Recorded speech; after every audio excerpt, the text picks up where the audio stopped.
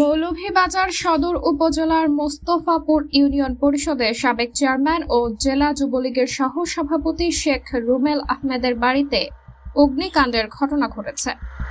এতে 2 বৃদ্ধার মৃত্যু হয়েছে। গতকাল শনিবার 7 ডিসেম্বর দিবাগত রাতে ঘটনা ঘটে। নিহতরা হলেন শেখ রুমেলের মা মেহেরুন্নেসা ও চাচি ফুলেসা বেগম। অগ্নিকাণ্ডে সৃষ্ট ধোঁয়ায় শ্বাসরুদ্ধ হয়ে 2 জনের মৃত্যু হয়েছে বলে জানা গেছে। মৌলভীবাজারের অতিরিক্ত পুলিশ সুপার সুদর্শন রায় জানান, রাতে মোস্তফাপুর গ্রামে শেখ রুমেলের বাড়িতে এই অগ্নিকাণ্ডের ঘটনা ঘটে।